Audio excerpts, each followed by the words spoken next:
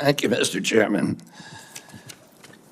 Chairman Crapo, Ranking Member Wyden, and members of this distinguished committee. I'm humbled to be sitting here today as President Trump's nominee to oversee the U.S. Department of Health and Human Services. I want to thank President Trump for entrusting me to deliver on his promise to make America healthy again.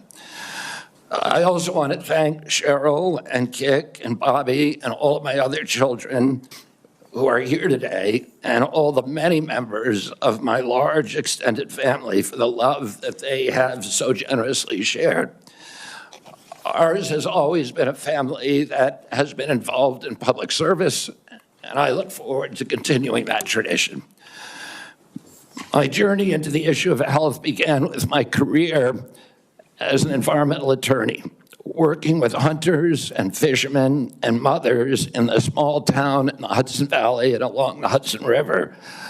I learned very early on that human health and environmental injuries are intertwined. The same chemicals that kill fish make people sick also.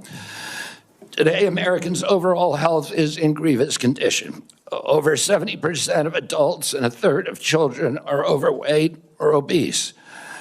Diabetes is 10 times more prevalent than it was during the 1960s. Cancer among young people is rising by 1 or 2% a year. Autoimmune diseases, neurodevelopmental disorders, Alzheimer's, asthma, ADHD, depression, addiction, and a host of other physical and mental health conditions are all on the rise, some of them exponentially. The United States has worse health than any other developed nation, yet we spend more on health care, at least double, and in some cases triple, as other countries. Last year, we spent $4.8 trillion, not counting the indirect costs of missed work. That's almost a fifth of GDP.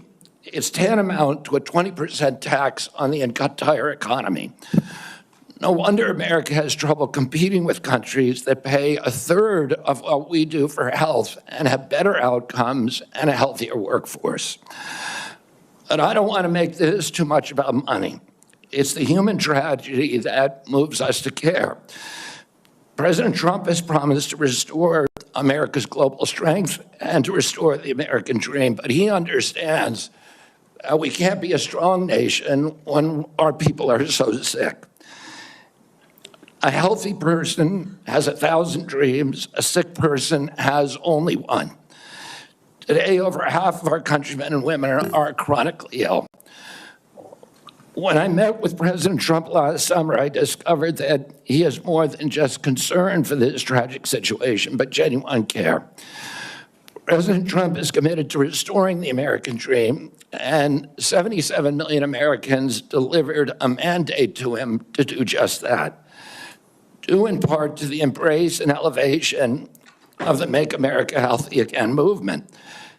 This movement, led largely by Maha moms from every state, you can see many of them behind us today, and in the hallways and in the lobbies, is one of the most transcendent and powerful movements I've ever seen. I promise President Trump that if confirmed, I will do everything in my power to put the health of Americans back on track. And I've been greatly heartened to discover a deep level of care among members of this committee, too, both Democrats and Republicans. I came away from our conversations confident that we can put aside our divisions for the sake of a healthier America. For a long time, the nation has been locked in a divisive healthcare debate about who pays. Well, when healthcare costs reach 20%, there are no good options, only bad ones. Shifting the burden around between government and corporations and insurers and providers and families is like rearranging deck chairs on the Titanic. Our country will sink beneath a sea of desperation and debt if we don't change the course and ask, why are healthcare costs so high in the first place? The obvious answer is chronic disease. The CDC says 90% of healthcare spending goes toward managing chronic disease. which hits lower-income Americans the hardest. The president's pledge is not to make some Americans healthy again, but to make all of our people healthy again. There is no single culprit in chronic disease. Much as I have criticized certain industries and agencies, President Trump and I understand that most of their scientists and experts genuinely care about American health. Therefore, we will bring together all stakeholders in pursuit of this unifying goal. Before I conclude, I want to make sure the committee is clear about a few things. News reports have claimed that I'm anti-vaccine or anti-industry. I am neither. I am pro-safety.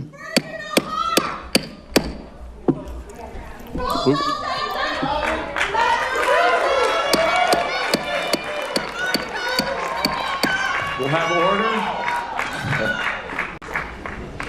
Please proceed, Mr. Kennedy. I am pro-safety. I worked for years to raise awareness about the mercury and toxic chemicals in fish, and nobody called me anti-fish. And I believe that that vaccines play a critical role in healthcare. All of my kids are vaccinated. I've written many books on vaccines. My first book in 2014, the first line of it is, I am not anti-vaccine, and the last line is, I am not anti-vaccine. Nor am I the enemy of food producers. American farms are the bedrock of our culture, of our politics, of our national security. I was a 4-H kid, and I spent my summer working on ranches.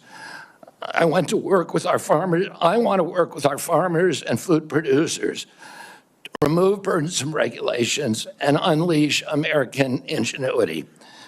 MAHA simply cannot succeed without a partnership, a full partnership of American farmers. In my advocacy, I've often disturbed the status quo by asking uncomfortable questions.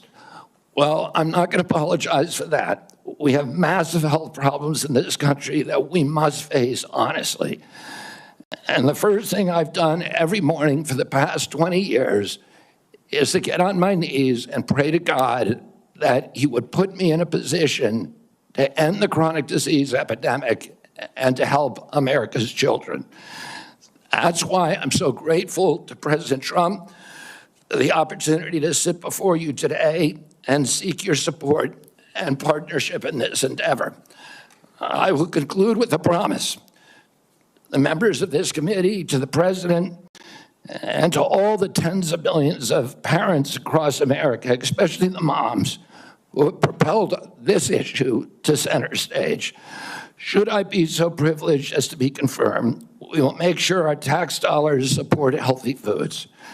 We will scrutinize the chemical additives in our food supply. We will remove financial conflicts of interest from our agencies. We will create an honest, unbiased, gold standard science at HHS, accountable to the President, to Congress, and to the American people.